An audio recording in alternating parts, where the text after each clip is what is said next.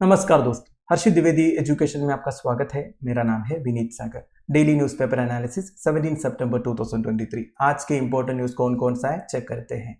पहला तो AI cameras gun for poachers. देखिए, पोचर्स को प्रिवेंट करने के लिए या फिर पोचिंग को टैकल करने के लिए आर्टिफिशियल इंटेलिजेंस कैमरास इंस्टॉल किया जा रहा है दोस्तों। पेंच एंड कन्हा टाइगर रिजर्व में ऑलरेडी कुछ पोचर्स को पकड़ा भी है ये कैमरास जो है, इसके बारे में डिस्कस करेंगे।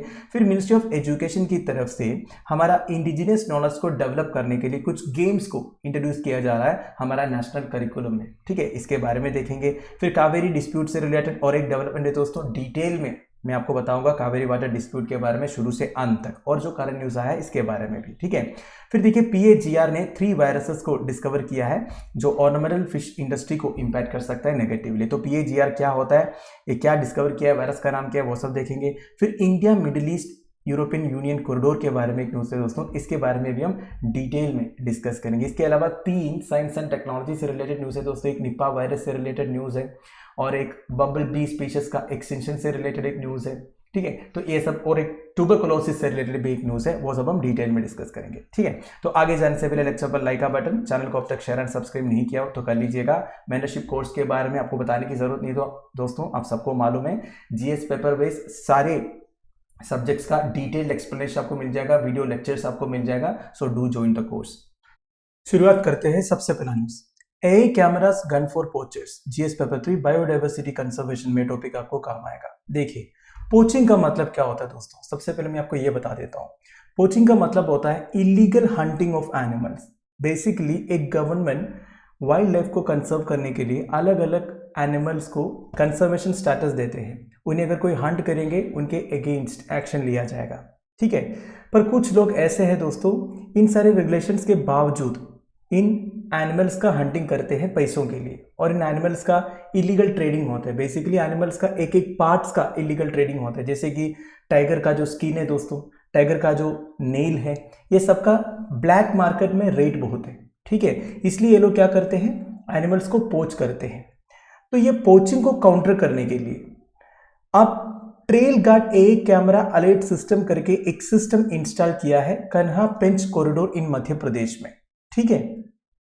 कन्हा और पेंच टाइगर रिजर्व के बारे में तो आपने सुना होगा दोस्तों, दोनों टाइगर रिजर्व्स हैं जो मध्य प्रदेश में है। वैसे जो पेंच टाइगर रिजर्व है ये मध्य प्रदेश और महाराष्ट्र के बॉर्डर में है, ठीक है। तो ये दोनों टाइगर रिजर्व्स को कनेक्ट करने वाला एक कॉरिडोर है दोस्तों, उधर इंस्टॉल किया है ये trail guard AI camera alert system. तो ये बेसिकली एक कैमरा है जिसमें आर्टिफिशियल इंटेलिजेंस टेक्नोलॉजी जो है इनकॉर्पोरेट किया है। ट्रेडिशनल कैमरा से ये कई गुना इफेक्टिवली काम करेंगे पोचर्स को आइडेंटिफाई करने के लिए। जब भी कोई पोचर अगर फॉरेस्ट एरिया में घुस जाते हैं, इनके इमेजेस लिया जाएगा और ये इमेजेस फॉरेस्ट ऑफिशियल्स के पास पहुंच जाएगा। देखिए दोस्तों, ऐसी बात नहीं है कि फॉरेस्ट एरियाज में जहां पे पोचिंग अक्सर रिपोर्ट होता है उधर कैमरास इंस्टॉल्ड नहीं है, वो सब पुराने कैमरास है। वो कैमरास जब फोटो खींचेंगे, वो डाटा कलेक्ट करने के लिए फॉरेस्ट ऑफिशियल्स को फिजिकली उधर जाना पड़ता है। पर ये जो एआई कैमरा अलर्ट सिस्टम है दोस्तों, ये क्या है, फोटो खींचेंगे, सेम टाइम फॉरेस्ट ऑफिशियल्स के पास डाटा पहुंच जाएंगे। ऊपर से काफी छोटा है, पोर्टेबल है। इसका साइज देखिए 13.8 सेंटीमीटर इंटू 1.4 सेंटीमीटर है, मतलब इतना छोटा है, ये पोर्टेबल सिस्टम है। तो ये सिस्टम के अंदर ऑलरेडी सॉफ्टवेयर एम्बेडेड है जिसको इंस्ट्रक्शंस ऑलरेडी दिया हुआ है पिक्चर्स लेने के लिए स्पेसिफिक स्पीशीज का। ऐसा नहीं कि सारे स्पीशीज का फोटो जो है ये लेंगे, जिन स्पीशीज का बहुत ज्यादा पोचिंग होता है ना, उन्हीं स्पीशीज को आइडेंटिफाई करके उन्हीं स्पीशीज का फोटो लिया जाएगा, ठीक है। और ये कैमरा का प्रिसिजन इतना है कि ये falling leaf to a jungle fold can comes in its line of sight, मतलब अगर एक पत्ता भी गिरेंगे ना उसका भी फोटो ये ले सकता है। और इसमें ऐसा प्रोग्रामिंग किया हुआ है कि केवल लायंस, टाइगर्स एंड चीतास का फोटो लेंगे जिनका सबसे ज्यादा पोचिंग होता है। तो बस इतना ही न्यूज़ है दोस्तों। बस आपको ध्यान रखना है trail guard AI camera alert system के बारे में।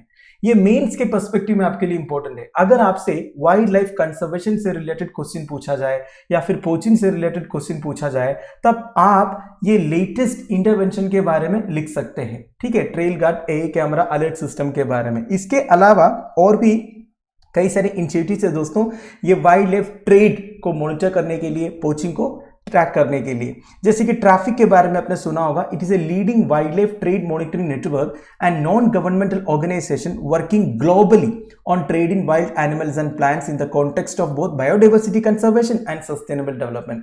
तो बेसिकली बायोडाइवर्सिटी कंजर्वेशन के लिए, सस्टेनेबल डेवलपमेंट के लिए, वाइल्ड लाइफ ट्रेड को मॉनिटर करने के लिए, पोचिंग एक्टिविटीज को काउंटर करने के लिए ट्रैफिक करके एक wild life trade monitoring network काम करता है, जो एक नॉन गवर्नमेंटल ऑर्गेनाइजेशन है, ठीक है।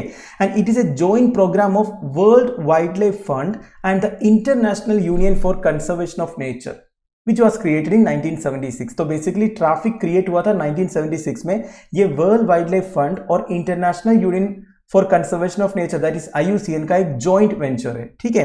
It focuses on leveraging resources, expertise and awareness of the latest globally urgent species trade issues such as tiger parts, elephant ivory, rhino horn etcetera. तो देखिए ये तीनों जो एनिमल पार्ट्स है दोस्तों, ये सबसे ज्यादा पोचिंग होने वाले पार्ट्स है।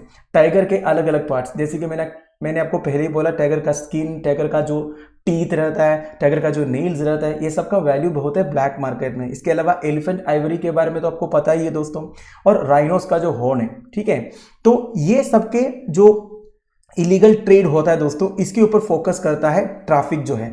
तो ट्रैफिक क्या है ना, ये सबको काउंटर करने के लिए रिसोर्सेज प्रोवाइड करते हैं, एक्सपर्टीज प्रोवाइड करते हैं एंड ग्लोबली अवेयरनेस भी प्रोवाइड करते हैं। अगर वर्ल्ड वाइल्ड लाइफ फंड के बारे में बात किया जाए, it is the world's leading conservation organization जो 100 से ज्यादा कंट्रीज में ऑपरेट कर रहा है। 1961 में एस्टैब्लिश हुआ था, हेडक्वार्टर है ग्लैंड, स्विट्जरलैंड में, ठीक है। और अगला news, To heaven and back at the roll of a dice, GS paper 2 government policies and interventions issues related to education में ये न्यूज आपको काम आएगा। देखिए, यूनियन एजुकेशन मिनिस्ट्री के अंडर एक इनिशिएटिव है इंडियन नॉलेज सिस्टम्स। ध्यान दीजिएगा, इन्होंने 6 इंडोर गेम्स को डेवलप किया है जो इंडियन इंडिजिनियस नॉलेज के साथ रूटेड है। इन्हें अगला एकेडमिक ईयर से हमारे स्कूल्स में इंट्रोड्यूस किया जाएगा। फॉर एग्जाम्पल, एक बोर्ड गेम है दोस्तों, बेसिकली एक बोर्ड के साथ खेला जाएगा, जैसे कि हम चेस खेलते हैं, स्क्रैम्बल खेलते हैं, स्नेक एंड लैडर खेलते हैं, ये सारे क्या है, बोर्ड गेम्स है। लूडो भी एक बोर्ड गेम है, बोर्ड यूज करते हैं ना। तो देखिए, एक बोर्ड गेम है सर्प रज्जू, इंग्लिश में स्नेक्स एंड रोप्स आप बोल सकते हैं। आपको ऐसे लगेगा कि ये स्नेक एंड लैडर गेम है। स्नेक एंड लैडर तो आपने देखा होगा, पर इसमें लैडर्स नहीं है दोस्तों, लैडर्स के जगह में रोप्स है, रस्सी है, ठीक है। और इसमें टोटल नंबर ऑफ सेल्स जो है 100 नहीं है जैसे कि स्नेक एंड लैडर में होता है, इसमें केवल 72 है, ठीक है। और इसमें अलग अलग सेल्स को जो नाम दिया है ना, वो हिंदू फिलोसफी के एलिमेंट्स का नाम है, जैसे कि वैकुंठा, मोहा, कामा एक्सेट्रा एक्सेट्रा। तो जैसे आप डाइस थ्रो करेंगे, आपका डाइस में जो नंबर आएगा उसके हिसाब से एडवांस करेंगे, आप एडवांस करेंगे कार्मिक पाथ के थ्रू, और आपको पहुंचना है वैकुंठा में, ठीक है, वैकुंठ में पहुंचना है बेसिकली, ठीक है। तो ये सर्प रज्जू नाम है इसका। इसके अलावा और 5 इंडोर गेम्स है दोस्तों, इन्हें डेवलप किया है इंडियन नॉलेज सिस्टम्स, ठीक है। ये जो इंडियन नॉलेज सिस्टम्स है दोस्तों, ये बेसिकली एक इनोवेशन सेल है founded at the all India council for technical education in 2020। ये सारे पॉइंट्स इंपॉर्टेंट है दोस्तों, आपसे प्रीलिम्स में भी पूछ सकता है, तो ध्यान दीजिएगा। ये बेसिकली एक इनिशिएटिव है यूनियन मिनिस्ट्री ऑफ एजुकेशन के under to promote interdisciplinary research on aspects of indigenous knowledge. तो बेसिकली हमारा इंडिजिनियस नॉलेज को प्रमोट करने के लिए गवर्नमेंट की तरफ से इंटरवेंशन है दोस्तों, ठीक है। तो ये जो गेम्स है दोस्तों, इन्हें 3 सेगमेंट्स में डिवाइड किया हुआ है। One is dice based, second is strategic based and third is those based on engagement। तो बेसिकली डाइस के बेस में, स्ट्रैटेजी के बेस में और एंगेजमेंट के बेसिस पर इन गेम्स को डिवाइड किया हुआ है। तो इस साल के एंड तक 15 और गेम्स को लॉन्च करने वाला है दोस्तों, ठीक है। वैसे मैं आपको बताऊं, नेशनल एजुकेशन पॉलिसी 2020 में इसके बारे में दिया हुआ था। बेसिकली हमारा इंडिजिनियस नॉलेज को प्रमोट करने का एक तरीका है, गवर्नमेंट का है, ठीक है। Now These indoor games will be introduced to school children in the next academic year under the भारतीय गेम्स प्रोग्राम। भारतीय गेम्स प्रोग्राम के बारे में भी आपको जानना है। बेसिकली इस प्रोग्राम के अंडर ऑलरेडी कई सारे आउटडोर गेम्स हमारे स्कूल्स में ऑलरेडी लॉन्च हुआ है दोस्तों, ठीक है। करीब 75 आउटडोर गेम्स ऑलरेडी स्कूल में खेला जा रहा है। ये बेसिकली नेशनल करिकुलम फ्रेमवर्क का एक पार्ट है। और पॉपुलर गेम्स के बारे में बता देता हूं, लांगडी तांग इंग्लिश में हॉपस्कॉच, जावलिन थ्रो, पतंग उड्डयन काइट फ्लाइंग जो होता है, सीता उत्थर, प्रिजनर्स बेस्ड जो है, मर्दानी खेल, ये बेसिकली एक मार्शल आर्ट्स का फॉर्म है। तो ये सारे गेम्स जो है ऑलरेडी भारतीय गेम्स प्रोग्राम के अंडर स्कूल में चल ही रहा है, ठीक है। और आउटडोर गेम्स के अलावा कुछ इंडोर गेम्स भी इंक्लूडेड है, जैसे कि जादुई पिटारा। ये basically play based learning program है।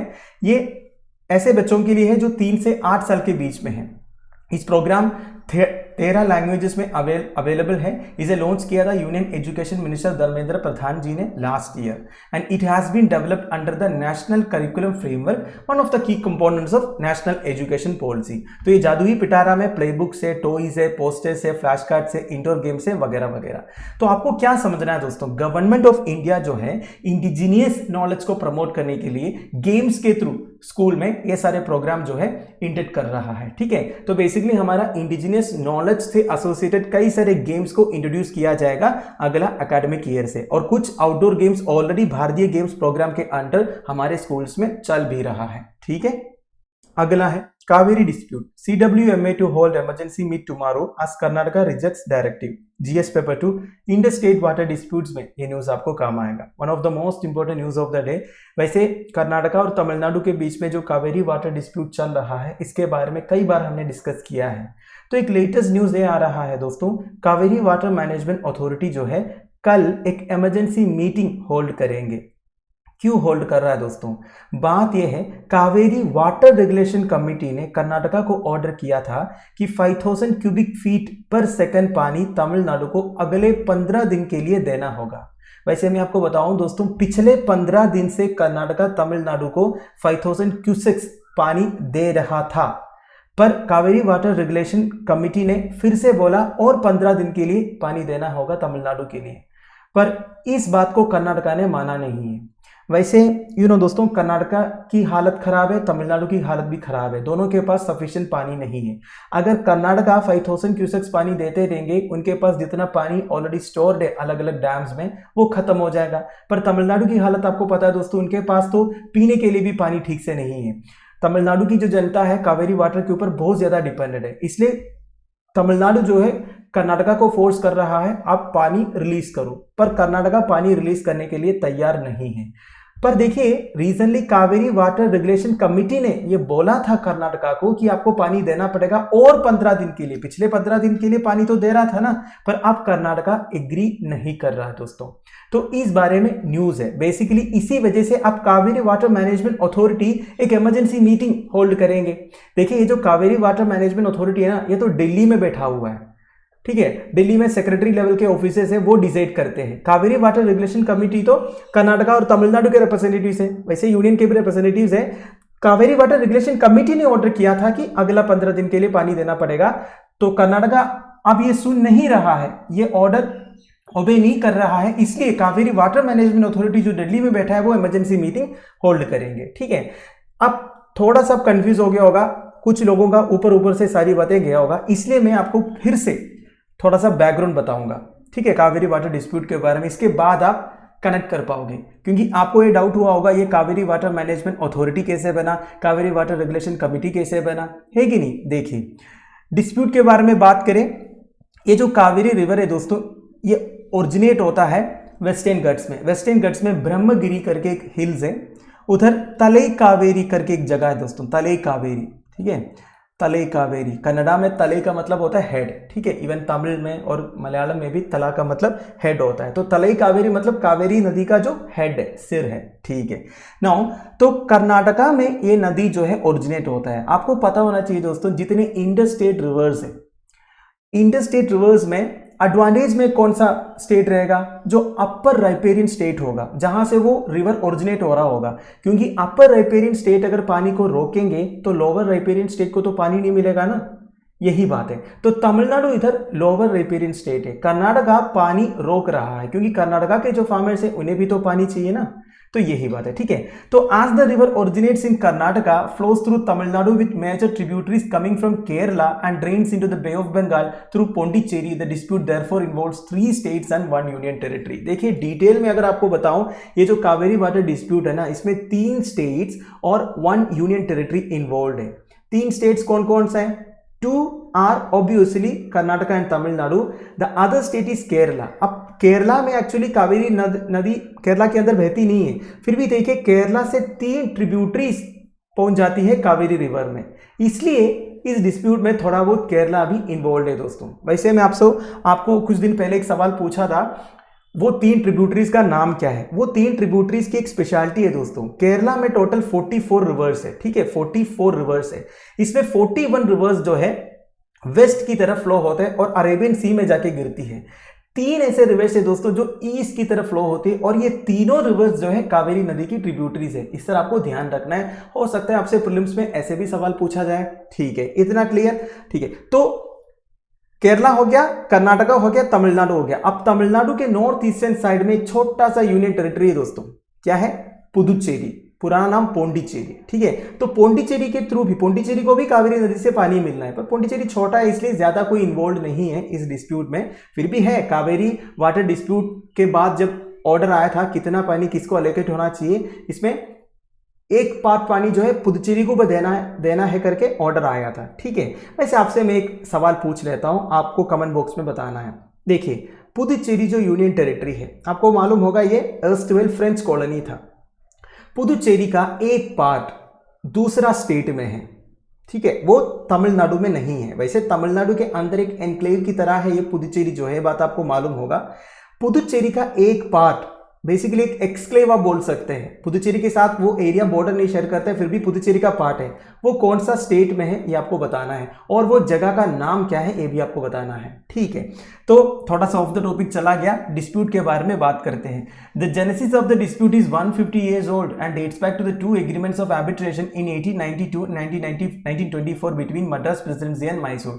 तो देखिए 150 साल पुराना एक डिस्प्यूट है दोस्तों ये ना। 1892 और 1924 में द देन मद्रास प्रेसिडेंसी और मैसूर, कर्नाटका का पुराना नाम मैसूर था, ये बात आपको मालूम होगा, और आज का जो तमिलनाडु है वो पहले मद्रास प्रेसिडेंसी हुआ करता था। ये दोनों के बीच में 1892 और 1924 में एक एग्रीमेंट साइन हुआ था, मतलब कावेरी नदी का पानी किस तरह शेयर होना चाहिए, ठीक है। So it entailed the principle that the upper riparian state must obtain consent of lower riparian state for any construction activity like reservoir on what river Kaveri. देखिए मैंने आपको पहले ही बोला, हमेशा इंटरस्टेट रिवर्स में एडवांटेज में रहता है अपर राइपेरियन स्टेट जो है कि नहीं। तो ये जो एग्रीमेंट साइन हुआ था 1892 और 1924 में, ये इस प्रिंसिपल के ऊपर बना था कि अगर अपर राइपेरियन स्टेट को एक इंटरस्टेट रिवर में कुछ कंस्ट्रक्शन करना है, जैसे कि डैम कंस्ट्रक्ट करना है, रिजर्वोयर कंस्ट्रक्ट करना है, जिससे वो रिवर का फ्लो रुक सकता है, तब लोअर राइपेरियन स्टेट से परमिशन पूछना चाहिए, ठीक है इतना clear. So the Kaveri water dispute कब शुरू हुआ, एक्चुअल डिस्प्यूट जो आज चल रहा है ना, ये शुरू हुआ था 1974 में, जब कर्नाटका कावेरी नदी का पानी डाइवर्ट करना शुरू किया विदाउट तमिलनाडु कंसर्न। तमिलनाडु से पूछे बिना उन्होंने कावेरी नदी का जो पानी है उसे डाइवर्ट किया उनके फार्मर्स के लिए। तो भी उसी बात है दोस्तों, तमिलनाडु तो प्रॉब्लम करेंगे। तो ये डिस्प्यूट शुरू होने के बाद लोकल लेवल में ये प्रॉब्लम सॉल्व करने की कोशिश किया गया, पर सॉल्व नहीं हुआ। बहुत सालों बाद Kaveri water disputes tribunal form हुआ था 1990 में, ठीक है, इस इश्यू को रिजोल्व करने के लिए। और कावेरी वाटर डिस्प्यूट ट्राइब्यूनल 17 साल लगा दिया दोस्तों एक फाइनल ऑर्डर इश्यू करने में। 2007 में फाइनल ऑर्डर इश्यू हुआ था, और यह बताया गया कावेरी नदी का जो पानी है प्रो राटा बेसिस के ऊपर शेयर किया जाएगा चारों स्टेट्स के बीच में, चारों स्टेट्स नहीं 3 स्टेट्स और यूनियन टेरिटरी के बीच में, ठीक है। तो ऐसा कंसिडर किया गया, एक नॉर्मल ईयर में कावेरी नदी का पानी जो है टोटल 740 टीएमसी रहेगा। तो अगर 740 टीएमसी रहेगा तो कितना पानी एक एक स्टेट को मिलना चाहिए। तमिलनाडु को सबसे ज्यादा 404.25 टीएमसी, फिर कर्नाटका को 284.75 टीएमसी मेंटेन करना है, केरला को 30, पुदुचेरी को 7, ठीक है। तो आप ये एलोकेशन से समझ सकते हैं दोस्तों, केरला और पुदुचेरी ज्यादा इन्वॉल्व नहीं है। वैसे केरला के पास पानी की वैसे कोई कमी नहीं है, ठीक है। पुदुचेरी तो छोटा सा एक यूनियन टेरिटरी है, पर तमिलनाडु जो वेस्टर्न घाट्स का ईस्टर्न साइड में आता है, एक रेन शैडो रीजन है, आपको पता है दोस्तों उधर पानी की कमी है कि नहीं। नाउ 2018 में सुप्रीम कोर्ट कावेरी को एक नेशनल एसेट करके डिक्लेयर किया, मतलब तमिलनाडु और कर्नाटका का कोई रिवर नहीं, ये नेशनल एसेट है, ठीक है। और कावेरी वाटर डिस्प्यूट ट्राइब्यूनल का जो ऑर्डर है उसे सुप्रीम कोर्ट ने अपहेल्ड किया, और उन्होंने सेंटर को बोला आपको एक कावेरी मैनेजमेंट स्कीम को नोटिफाई करना चाहिए। तो सुप्रीम कोर्ट का ऑर्डर को फॉलो करते हुए सेंट्रल गवर्नमेंट ने Kaveri water management scheme notify किया जून 2018 में, और इसी के थ्रू ये Kaveri water management authority form हो गया सेंट्रल लेवल में, ठीक है, जो दिल्ली में अपनी मीटिंग्स वगैरह कंडक्ट करते हैं, और एक कावेरी वाटर रेगुलेशन कमिटी भी फॉर्म हो गया, ठीक है। तो ये Kaveri water regulation committee basically local level में ऑर्डर्स वगैरह इशू करते हैं, पर उनकी बात अभी कर्नाटका सुन नहीं रहा है, इसलिए कावेरी वाटर मैनेजमेंट अथॉरिटी जो दिल्ली में बैठे हैं वो इमरजेंसी मीटिंग कंडक्ट करने वाला है। Now Kaveri water management authority के बारे में भी कुछ डिटेल्स मैंने इंक्लूड किया है। ये मैंने इसलिए इंक्लूड किया है दोस्तों क्योंकि प्रीलिम्स के पर्सपेक्टिव में ये इंपॉर्टेंट है दोस्तों। देखिए, central government in exercise of the powers conferred by the section 4 of inter state river water disputes act of 1956 Kaveri water disputes tribunal को कॉन्स्टिट्यूट किया था, ठीक है।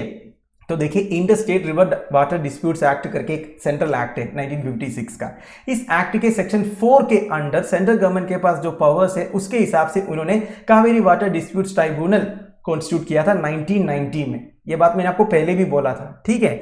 Now the tribunal investigated the matters referred to it and forwarded to the central government a report under subsection 2 of the section 5 of the act so and so। इतना कोई important नहीं है। and the party states filed specially petitions in the honorable supreme court against the report। ये भी important नहीं है, मैं आपको important point बता देता हूँ, ठीक है। so in exercise of the powers conferred by the section 6A of the said act, the central government notified the Kaveri Water Management Scheme on 2018 inter alia constituting the Kaveri Water Management Authority and Kaveri Water Regulation Committee to give effect to the decision of Kaveri Water Dispute Tribunal as modified by the Honorable Supreme Court। तो वही बात है दोस्तों जो मैंने आपको पहले ही बोला था। एक्चुअली ये जो पैराग्राफ है ये मैंने मिनिस्ट्री ऑफ जल शक्ति का ऑफिशियल वेबसाइट से निकाला था। मैंने सोचा था कुछ अच्छा पॉइंट्स होगा, वैसे मैंने पढ़ा नहीं था। वैसे इसमें कोई नया नहीं लिखा है दोस्तों, वही बात है। कावेरी वाटर डिस्प्यूट्स ट्राइब्यूनल जो सेंट्रल गवर्नमेंट ने inter state river water disputes act of 1956 के सेक्शन 4 के अंडर उनके पास जो पावर्स है उनके हिसाब से कॉन्स्टिट्यूट किया था, उन्होंने जो ऑर्डर दिया था और सुप्रीम कोर्ट ने उनका ऑर्डर को जो अपहेल्ड किया था, उसी के बेसिस पर Kaveri water management authority form किया था और Kaveri water regulation committee form किया था। That's it, period. I hope आपको समझ में आ गया होगा। इससे ज़्यादा कोई डिटेल्स नहीं है दोस्तों। अगर डिटेल बताना है तो बहुत कुछ बताना होगा आपको। देखिए, मैं बताऊं आने वाले प्रीलिम्स के लिए, इसलिए कि ये डिस्प्यूट चल ही रहा है, काफ़ी रेलेवेंट है। जितने डैम्स है ना बेसिकली कावेरी नदी में, कर्नाटका ने जितने डैम्स कंस्ट्रक्ट करके रखा है, जहां से भी कावेरी नदी का पानी डाइवर्ट हो रहा है, इसके बारे में जानकारी होना चाहिए, ठीक है। इसके बारे में आपसे क्वेश्चन पूछ सकता है। कुछ कनाल से उसके बारे में भी जानकारी लिखिए। वैसे मैं कोशिश करूंगा वो सारे कनाल्स एंड डैम्स को इंक्लूड करके एक शॉर्ट सी बना दूं, ठीक है। अगला news, PAGR discovers 3 viruses that can put ornamental fish industry in a bind। GS paper 2 interstate water, sorry ये तो मैंने इंक्लूड करना ही भूल गया, ठीक है। PAGR discovers 3 viruses that can put ornamental fish industry in a bind। ये आप रिलेट कर सकते हैं GS पेपर 3 में, साइंस एंड टेक्नोलॉजी के साथ आप रिलेट कर सकते हैं, और एग्रीकल्चरल रिसर्च में, फिशरीज में आप रिलेट कर सकते हैं, ठीक है। तो सबसे पहले समझते हैं ये PAGR क्या है, इन्होंने कौन से वायरसेस को डिस्कवर किया है। PAGR के बारे में बात करें, इसका फुल फॉर्म है दोस्तों पेनिनसुलर एक्वाटिक जेनेटिक रिसोर्सेस। ये कोच्चि में लोकेटेड है दोस्तों। कोच्चि कहाँ पे है? केरला में है, ठीक है। ये basically is under Indian council of agriculture research, national bureau of fish genetic resources. तो इनके अंडर एक बॉडी है दोस्तों, या फिर एक सेंटर है, ये जो PAGR है। तो इधर काफी सारे साइंटिस्ट रहता है, और ये कहाँ पे लोकेटेड है? मैंने बोला कोच्चि में। कोच्चि में कहाँ? कोच्चि में है दोस्तों central marine fisheries research institute. This can also be asked in your examination, केवल यूपीसी में नहीं, अलग अलग एग्जामिनेशन में पूछ सकता है। तो central marine fisheries research institute का हेडक्वार्टर कहाँ पे है? कोच्चि, केरला में है। तो ये करता क्या है दोस्तों? बेसिकली कौन? Peninsular aquatic genetic resources Kochi जो है वो करता क्या है? It has been undertaking research activities pertaining to genetic characterization, conservation and cataloguing of peninsular and marine fish genetic resources. तो बेसिकली देखिए, इस सेंटर में काफी सारे साइंटिस्ट आपको देखने को मिलेगा जो जेनेटिक कैरेक्टराइजेशन करते हैं। हमारा जो फिश सोर्सेस है ना, चाहे वो मरीन फिश रिसोर्सेस हो या फिर पेनिनसुलर फिश रिसोर्सेस हो, इनका जेनेटिक कैरेक्टराइजेशन ये करते हैं। इनके कंजर्वेशन के लिए क्या क्या करना चाहिए वो सब काम ये करते हैं, ठीक है। तो ये सब काम करने वाला ये जो centre for peninsular aquatic genetic resources Kochi जो है, अब 3 वायरसेस को डिस्कवर किया है दोस्तों, जो हमारा ऑर्नामेंटल फिश इंडस्ट्री को अफेक्ट कर सकता है। ऑर्नामेंटल फिश इंडस्ट्री मतलब क्या होता है? आप में से कई लोगों का घर में एक्वेरियम होगा। एक्वेरियम क्या होता है? बेसिकली छोटा सा फिश पॉन्ड रहता है जो ग्लास से बना हुआ रहता है, उसमें आप क्या ना ऑर्नामेंटल फिशेस को डालते हैं, मतलब ऐसे फिशेस जो दिखने में अच्छा लगता है, क्यूट लगता है, जैसे कि आप इस फोटो में देख सकते हैं। अब PAGR ने 3 ऐसे वायरसेस को डिस्कवर किया है जो इन ऑर्नामेंटल फिश को इंपैक्ट कर सकता है। अब ये तीनों वायरसेस का नाम आपके लिए इंपॉर्टेंट दोस्तों, केवल प्रीलिम्स के पर्सपेक्टिव में। ये तीनों वायरसेस का नाम इधर दिया हुआ है दोस्तों। One is infectious spleen and kidney necrosis virus ISKNV, cyprinid herpes virus 2 and carp edema virus that can threaten the ornamental fish industry. इससे ज्यादा आपको कुछ जानना नहीं है दोस्तों। अब आपसे कैसे सवाल पूछा जाएगा मैं बताता हूं।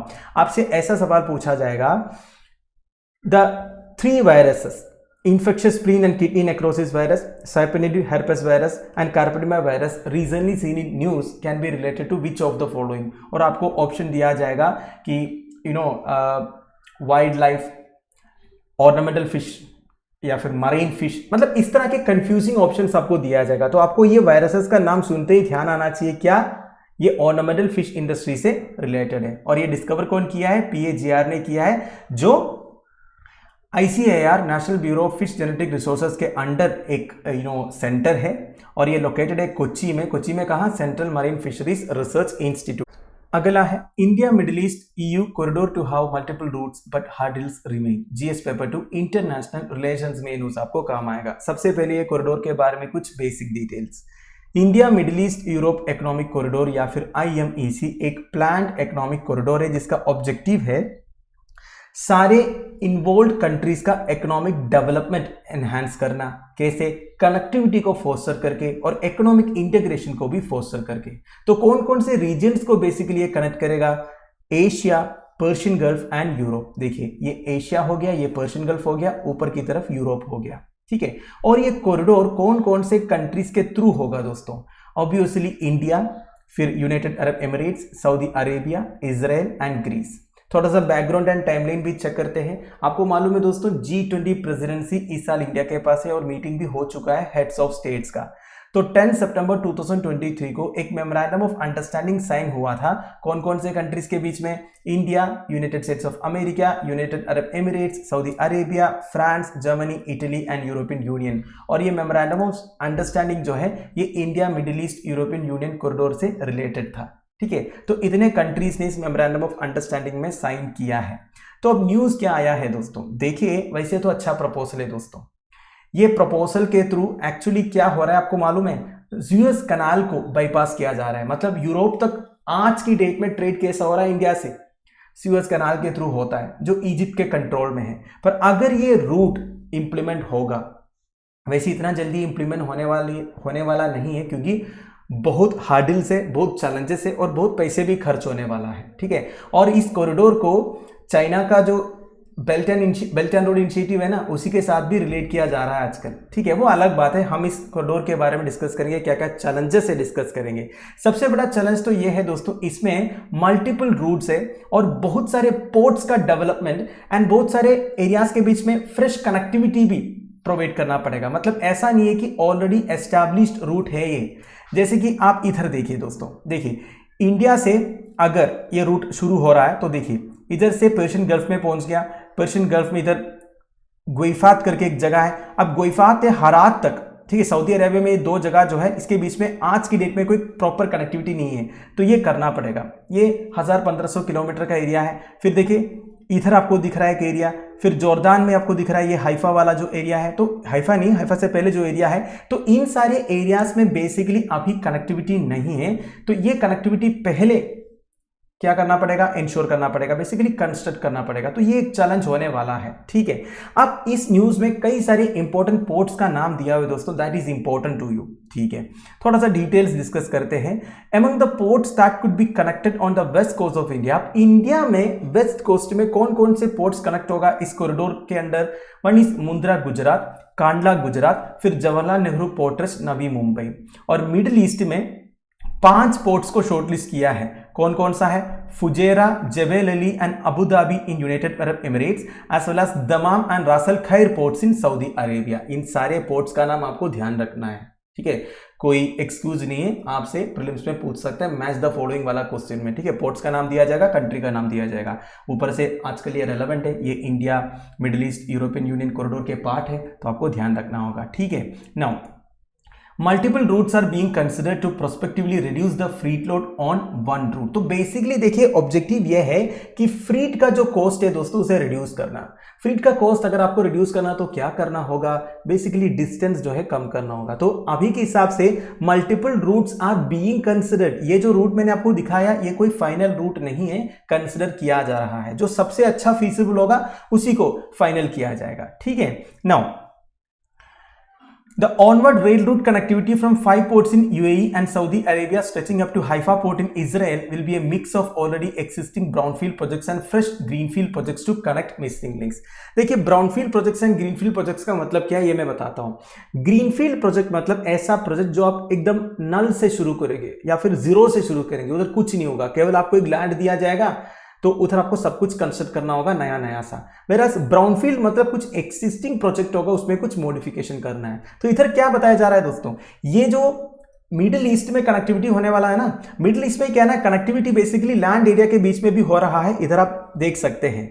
वेरास इंडिया में ऐसा कोई नया कंस्ट्रक्ट कुछ करना ही नहीं है क्योंकि सी रूट है एक तो, और हमारा पोर्ट्स ऑलरेडी डेवलप्ड है कि नहीं। पर मिडिल ईस्टर्न एरिया में लैंड रूट भी है और कई सारे लैंड रूट्स के बीच में आज की डेट में रेल कनेक्टिविटी नहीं है। जैसे कि फॉर एग्जांपल देखिए the onward rail route connectivity from 5 ports in UAE and Saudi Arabia stretching up to Haifa port in Israel. तो यूएई के जो 5 पोर्ट्स है उधर से लेके इसराइल में जो हाइफा पोर्ट है उधर तक रेल कनेक्टिविटी को या तो इंप्रूव करना पड़ेगा, और कुछ जगहों में बिल्कुल रेल कनेक्टिविटी नहीं है, उधर ग्रीनफील्ड प्रोजेक्ट्स को इनिशिएट करना पड़ेगा, ये बताया जा रहा है। और ये सब आसान नहीं है दोस्तों, ठीक है। नाउ एग्जाम्पल इधर दिया हुआ है 605 kilometre network extending from UAE Fujairah to Ghuwaifat on Saudi border is under construction as a part of phase 2 of Etihad rail project. Etihad rail project का कुछ नहीं करना है एमईसी कॉरिडोर से, वो तो ऑलरेडी चल रहा है। तो जब ये एतिहाद रेल प्रोजेक्ट कंप्लीट होगा यूएई का फुजेरा से सऊदी बॉर्डर में जो गुवेफात है उधर तक, तो ये बेसिकली ये आईएमईसी के लिए एक कंट्रीब्यूशन होगा, वही बात है, ठीक है। However, there is a missing link between गुइफात and हरात which will need to be constructed। अब इसका कंस्ट्रक्शन होना है तब जाके हमारा आईएमईसी का जो प्रपोज प्लान है वो होगा, ठीक है।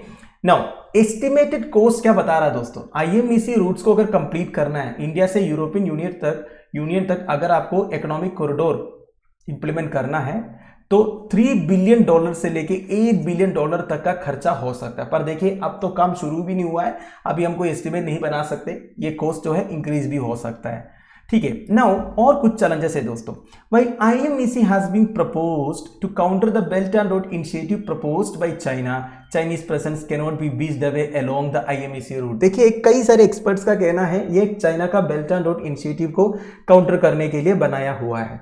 पर देखिए दोस्तों चाइना को आप 100% अवॉइड नहीं कर सकते, बिकॉज द पिरायस पोर्ट, इधर देखिए Piraeus port is controlled, already controlled by China Ocean Shipping. देखिए चाइना का जो डेट ट्रैप है उसके बारे में आपको मालूम होगा, और चाइना का प्रेजेंस कई सारे कंट्रीज में ऑलरेडी है। ग्रीस में जो पिरायस पोर्ट है दोस्तों, जो बेसिकली आईएमईसी में आएगा, ये already China Ocean shipping group करके कंपनी ओन कर रहा है, which is a Chinese state own company. Also, Chinese companies like Power China, China State Construction Engineering Corporation, SON have qualified for multiple packages of Phase 1 and 2 of Etihad Rail। जो एतिहाद rail के बारे में मैंने आपको इधर बताया था ना, इसमें कई सारे प्रोजेक्ट्स ऑलरेडी चाइना की तरफ से होने वाला है, कॉन्ट्रैक्ट्स वगैरह अवार्ड हो चुका है, ठीक है। और एक चैलेंज वही बात है दोस्तों, मैंने आपको बोला था सुएज कनाल को ये बाईपास करेंगे, ठीक है। मतलब यूरोप तक पहुंचने के लिए सुएज कनाल फॉलो करने का कोई रिक्वायरमेंट नहीं होगा। अब आप सोचिए दोस्तों, इजिप्ट जैसा एक कंट्री जो सुएज कनाल के ऊपर बहुत ज्यादा डिपेंडेंट है, उनको सबसे ज्यादा इनकम मिलता है सुएज कनाल से। सुएज कनाल से जब भी कोई शिप पास होता है तो इजिप्ट को पैसा देना पड़ता है। तो अगर इंडिया में से जो शिप्स है दोस्तों वो सुएज कनाल के थ्रू नहीं जाएंगे तो आप सोच सकते हैं ये इजिप्ट को तो सही नहीं लगेगा ना। वैसे ये भी इंपॉर्टेंट है। इस बार जब G20 मीटिंग हुआ था, वैसे इजिप्ट तो G20 मेंबर नहीं है, बात आपको मालूम है, ठीक है, पर इजिप्शियन प्रेसिडेंट अब्देल फतेह अल सीसी को भी बुलाया था हमने, ठीक है, ऐसे स्पेशल इन्वाइटी। ऊपर से लास्ट ईयर नहीं, दिस ईयर रिपब्लिक डे में चीफ गेस्ट भी थे अब्देल फतेह अल सीसी, ये भी आपको मालूम है दोस्तों। पर ये सबके बावजूद, मतलब इंडिया और इजिप्ट के बीच में रिलेशंस अच्छा है, इसमें कोई डाउट नहीं है, इसके बावजूद IMEC मेमोरेंडम ऑफ अंडरस्टैंडिंग में इजिप्ट साइन नहीं किया था। मतलब इजिप्ट को ये सही नहीं लगा है, क्योंकि देखिए वो क्यों साइन करेंगे भाई ऐसा एक मेमोरेंडम ऑफ अंडरस्टैंडिंग जिसमें उनका नुकसान हो रहा हो। तो इजिप्ट की तरफ से क्या क्या प्रोटेस्ट आएगा ये तो बाद में ही पता चलेगा। तो अभी के हिसाब से IMEC MOU was signed by India, US, Saudi Arabia, UAE, European union, Italy, France and Germany, ठीक है। सो आई होप आपको समझ में आ गया। जितने इंपॉर्टेंट प्लेसेस का नाम इधर दिया हुआ है दोस्तों, जितने इंपॉर्टेंट पोर्ट्स है वो सबका नाम आपको ध्यान रखना है। वैसे IMEC के बारे में और भी कई सारे न्यूज आने वाले टाइम पर आएंगे, ऑथेंटिक इन्फॉर्मेशन आपको मिल जाएगा, तब आपको हम अपडेट करा ही देंगे, ठीक है। अभी के लिए इनिशियल स्टेज में, इसलिए हम ज्यादा कुछ बता नहीं पाएंगे। ये सारे डिटेल्स मैंने आपको अभी बताया है, ये सब चेंज भी हो सकता है कि नहीं, जियोपॉलिटिकल सिचुएशंस के हिसाब। अगला साइंस सेक्शन से रिलेटेड एक न्यूज है दोस्तों, क्योंकि आज संडे है, आज हिंदू में एडिटोरियल्स नहीं छपते और साइंस एंड टेक्नोलॉजी से रिलेटेड कुछ आर्टिकल्स रहते हैं, तो उसमें से 2-3 इंपॉर्टेंट आर्टिकल्स है जो हम डिस्कस करेंगे, जो आपके प्रीलिम्स के पर्सपेक्टिव में इंपॉर्टेंट हो सकता है। Number 1, over 75% of European bumble B species threatened. देखिए बम्बल बी क्या होता है दोस्तों, बी फैमिली से रिलेट करने वाला एक बी स्पीशीज है दोस्तों बम्बल बी। वैसे बी फैमिली में 250 से ज्यादा स्पीशीज आपको देखने को मिलेगा और ये बिलोंग करते हैं बोम्बस करके एक जेनस से, ठीक है। और ये बी स्पीशीज की स्पेशलिटी आपको मालूम है दोस्तों, पोलिनेशन में एक इंपॉर्टेंट रोल प्ले करता है। अगर सारे बी फैमिली खत्म हो जाएंगे ना, फिर हमारे लिए कोई फूड नहीं बचेगा, मतलब हमारे क्रॉप्स का पोलिनेशन ही नहीं होगा। तो इतना इंपॉर्टेंट है ये जो बीज हमारे लिए। पर नेचर करके एक जर्नल में, आपने सुना होगा नेचर करके एक जर्नल होता है, उसमें रिसेंटली एक पेपर पब्लिश हुआ। उनके हिसाब से more than 75% of European bumblebee species may be threatened in the next 40 to 60 years. अगले 40 से 60 सालों में 75% of European bumblebee species threaten हो सकता है। इसकी वजह यह बता रहा दोस्तों, उनका जो हैबिटेट्स है वो डिग्रेड हो रहा है और क्लाइमेट चेंज जो हो रहा है, ये सब क्यों हो रहा है, ह्यूमन एक्टिविटी की वजह से।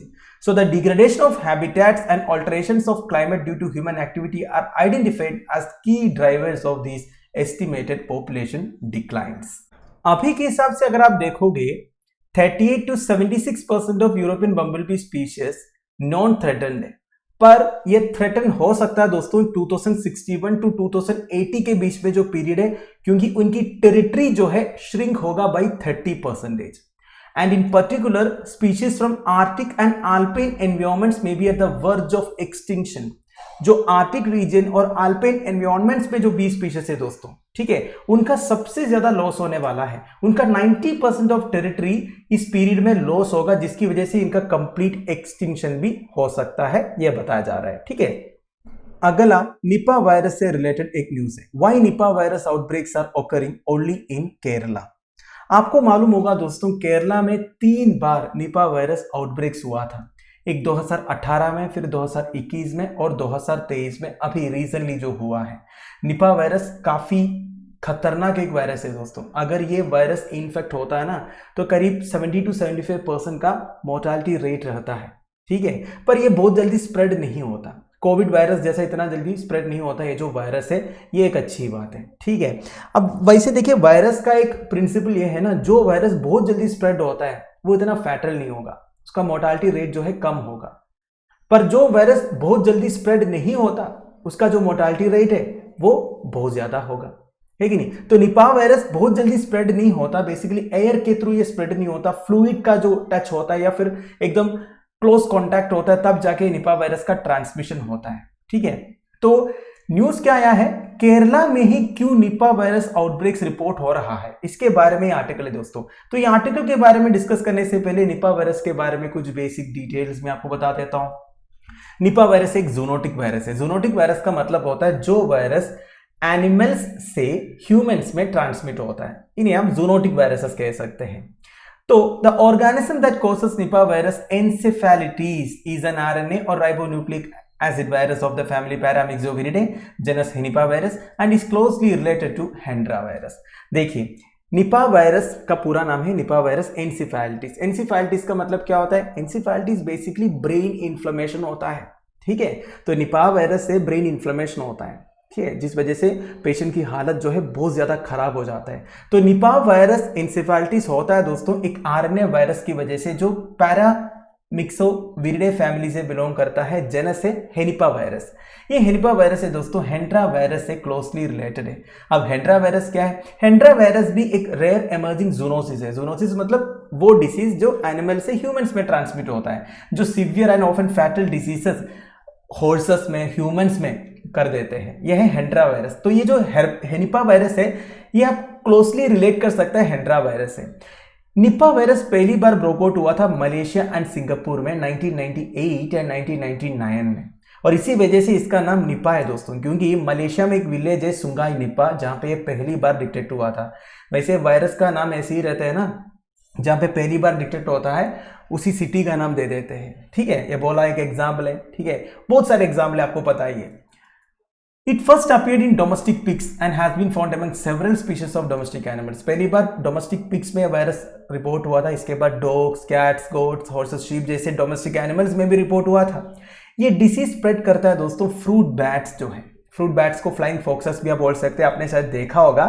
फ्रूट बैट्स बेसिकली ये जो केला का पेड़ रहता नहीं, उसका जो मधु है वो पीने के लिए आ जाता है। फ्रूट बैट्स जो है छोटा सा रहता है, बैट्स है, इन्हें फ्लाइंग फॉक्सेस भी बोलते हैं। ये बिलोंग करते हैं टेरोपस जेनस से, ठीक है। ये निपा एंड हेंड्रा वायरसेस के नेचुरल रिजर्वोयर होस्ट है दोस्तों, ठीक है। सो ये जो वायरस है बैट का यूरिन में प्रेजेंट रहता है, और बैट का जो फीसेस है, सलेवा है, इनका जो बर्थ के टाइम पे जो फ्लूइड्स निकलता है, ये सभी में ये वायरस रहता है। उसके साथ अगर क्लोज कॉन्टैक्ट में आएंगे तो ये वायरस ह्यूमंस में भी ट्रांसमिट हो सकता है, और ये बहुत ज्यादा फैटल है, ठीक है। और भी कुछ इंपॉर्टेंट डिटेल्स बता देता हूं। निपा वायरस का जो टेस्टिंग फैसिलिटी इंडिया में एक ही जगह में दोस्तों, वो है NIV पुणे महाराष्ट्र। NIV का फुल फॉर्म है नेशनल इंस्टीट्यूट ऑफ वायरोलॉजी। तो मेरा कहने का मतलब यह है अगर किसी का ब्लड टेस्ट कराना है या फिर सैंपल टेस्ट कराना है तो पुणे भेजना पड़ेगा, NIV पुणे में भेजना पड़ेगा, ठीक है। Now, the important point, why Nipah virus outbreaks are occurring only in Kerala? देखिए बात यह है ना दोस्तों, केरला में वायरस के खिलाफ में स्ट्रॉन्ग एक्शन लिया जाता है केरला हेल्थ डिपार्टमेंट की तरफ से। केरला में जब भी किसी को अगर कोई अनयूजुअल सिम्टम्स आता है ना, तो सेम टाइम उनका जितने भी सैंपल्स है वो टेस्टिंग के लिए भेज देते हैं। मतलब गलती के लिए या फिर केयरलेसनेस के लिए कुछ भी छोड़ते नहीं है। That is the important reason. ऐसा नहीं है कि निपा वायरस के जो आउटब्रेक से इंडिया में और कोई स्टेट्स में नहीं हो रहा है। एक्चुअली लोगों को पता ही नहीं चल रहा है कि ये वायरस की वजह से ये डेथ हुआ है करके, ठीक है। और ऑटोमेटिकली कुछ दिन बाद जो है वो वायरस अपने आप काम डाउन हो जाता है अगर ज्यादा वो स्प्रेड नहीं होता तो। पर केरला में जब भी किसी को कोई अनयूजुअल सिम्टम्स होता है सेम टाइम उसका टेस्टिंग करवाता है, ठीक है। That is the main reason, ठीक है। इंडिया के one of the best health departments आप कह सकते हैं केरला का जो हेल्थ डिपार्टमेंट है। इधर अगर आप आओगे जो गवर्नमेंट ऑन्ड मेडिकल कॉलेजेस है, फैमिली हेल्थ सेंटर्स है, कम्युनिटी हेल्थ सेंटर्स है, डिस्ट्रिक्ट हॉस्पिटल्स, तालुक हॉस्पिटल्स वगैरह है, उसका इंफ्रास्ट्रक्चर, उधर जो फैसिलिटीज अवेलेबल है, किस तरह वो मेंटेन किया हुआ है, वो सब देखने से ही आपको समझ में आ जाएगा। तो जब भी किसी भी पेशेंट का कोई भी अनयूजुअल सिम्टम अगर रिपोर्ट होता है तो सेम टाइम इनका तरह तरह के वायरसेस के लिए टेस्टिंग कंडक्ट कराया जाता है और वो रिपोर्ट भी करता है। इस वजह से केरला में सबसे ज्यादा वायरस आउटब्रेक्स का न्यूज आपको सुनने को मिलता है। ये मैं नहीं बोल रहा हूं, बीइंग ए मलयाली आपको ये लग रहा होगा कि मैं अपना स्टेट का कोई तारीफ कर रहा हूं, ठीक है। इधर देखिए लिखा है patients with unusual symptoms are tested for Nipah virus. Not only for Nipah virus, अलग अलग वायरस के लिए टेस्ट कंडक्ट करवाया जाता है and this is the reason why Kerala might be detecting Nipah cases. Final news, evasive nutritional support for TB patients. TB that is tuberculosis. Tuberculosis होता है दोस्तों एक बैक्टीरियम की वजह से, mycobacterium tuberculosis. So under nutrition is the leading risk factor for TB disease. तो TB disease के लिए एक लीडिंग रिस्क फैक्टर है दोस्तों अंडर न्यूट्रिशन। 2019 में the then secretary in the health ministry Preeti Sudan ने नोट किया था that under nutrition at the population level contributes to 55% of annual TB incidents in India. देखिए, इंडिया में हर साल 1.2 मिलियन टीबी केसेस रिपोर्ट होते हैं दोस्तों, और उसमें 55% का कारण अंडर न्यूट्रिशन है करके हमने 2019 में पता किया था। और ये 2022 स्टडी ने ये नोट किया था that 45% of people in India are undernourished according for nearly 1.2 million TB cases each year. तो न्यूट्रिशनल सपोर्ट हमारे देश में टीबी पेशेंट्स के लिए देना शुरू हो गया था हमारा नेशनल टीबी प्रोग्राम के अंडर अप्रैल 2018 में, और इस प्रोग्राम का नाम है निक्षय पोषण योजना। ये बेसिकली एक डायरेक्ट बेनिफिट ट्रांसफर स्कीम है दोस्तों। जो भी टीबी पेशेंट्स इस स्कीम के अंदर रजिस्टर करते हैं उन्हें हर महीने 500 रुपये दिए जाएंगे, डायरेक्टली उनका अकाउंट में आ जाएंगे। इनसे वो न्यूट्रिशियस फूड खरीद के खा सकते हैं, ठीक है। एंड सितंबर 2022 में इंडिया और एक योजना लॉन्च किया था, बेसिकली एक nutrition support programme called Nikshay Mitra, ठीक है। और 2022 में तमिलनाडु पहला स्टेट बन गया दोस्तों जिन्होंने एक डिफरेंशिएटेड टीबी केयर प्रोग्राम शुरू किया था to reduce the mortality rate among TB patients. तो टीबी पेशेंट्स का मोर्टालिटी रेट को रिड्यूस करने के लिए इंडिया में एक स्पेशल टीबी केयर प्रोग्राम शुरू करने वाला पहला स्टेट था तमिलनाडु, ठीक है। सो बेसिकली इस आर्टिकल में अंडर न्यूट्रिशन और टीबी डिसीज के बीच में जो रिलेशन है इसके बारे में बात किया जा रहा है दोस्तों, ठीक है। और एक एक कंप्लेंट भी है निक्षय पोषण योजना के बारे में, वो ये है as per the India TB report 2023 out of the 2.4 million notified TB cases only 1.6 million received at least 1 months payment in the 2022 under the Nikshay Poshan Yojana programme. तो देखिए, निक्षय पोषण योजना प्रोग्राम के अंडर हर महीने टीबी पेशेंट्स को 500 रुपये मिलना चाहिए, पर ओनली 1.6 मिलियन को, टोटल तो था 2.4 मिलियन 2023 में, तो 66% पेशेंट्स को ही एक महीने का पेमेंट मिला था, ठीक है। और देखा जाएगा तो ज्यादातर लोग जो है दोस्तों इस स्कीम के अंदर रजिस्टर ही नहीं किया हुआ है। इसकी वजह यह है दोस्तों कुछ लोगों के पास कोई सपोर्टिव डॉक्यूमेंट्स नहीं है, ठीक है। तो इसलिए नंबर ऑफ बेनिफिशियरीज में इंक्रीज नहीं दिख रहा है। अगर बेनिफिशियरीज इंक्रीज होंगे भी तभी गवर्नमेंट की तरफ से जो पेमेंट है दोस्तों वो काफी लेट हो रहा है, ये भी एक कंप्लेन है दोस्तों। ये January 2022 study carried out during January to September 2019 among 426 patients found that assistance was not reaching the poorest among the poor। जो poorest among the poor है, जिन्हें असिस्टेंस की सबसे ज्यादा जरूरत है, उन तक ये हेल्प नहीं पहुंच रहा है। और कुछ एक स्टडी ने यह बताया था कि 56 डेज का डिले होता है फर्स्ट इंस्टॉलमेंट मिलने में, और 49% ऑफ पेशेंट्स ने ये बोला कि उन्हें तो इंस्टॉलमेंट ट्रीटमेंट के बाद मिला करके। तो इस तरह के प्रॉब्लम्स है दोस्तों हमारा निक्षय पोषण योजना प्रोग्राम के अंडर। और एक मेजर प्रॉब्लम है दोस्तों, जो 500 रुपये दिए जाता है दोस्तों, इससे कोई न्यूट्रिशियस फूड खरीद ही नहीं पाता है, ये भी पेशेंट्स का कंप्लेंट है, ठीक है। तो ये सब के बारे में इस पर्टिकुलर आर्टिकल में दिया हुआ है, तो इसमें आपको ध्यान रखना है दोस्तों निक्षय पोषण योजना के बारे में, और उसका कुछ चैलेंजेस जो है, जो ड्रॉबैक्स है वो मैंने आपको बता दिया। मेंस के आंसर रेटिंग में ये सारे ड्रॉबैक्स को यूज कर सकते हैं, क्योंकि ये सब अलग अलग सर्वे रिपोर्ट्स के थ्रू पता चला है कि इंस्टॉलमेंट लेट मिल रहा है, किसी को ट्रीटमेंट के बाद पेमेंट मिल रहा है, कि किसी को किसी का कहना यह है कि इतने पैसे में हम कौन सा फूड खरीद पाएंगे आजकल का इन्फ्लेशन देखते हुए, तो वगैरह वगैरह, ठीक। तो दोस्तों दैट्स इट। आई होप आपको सारे न्यूज़ अच्छी तरह समझ में आ गया होगा।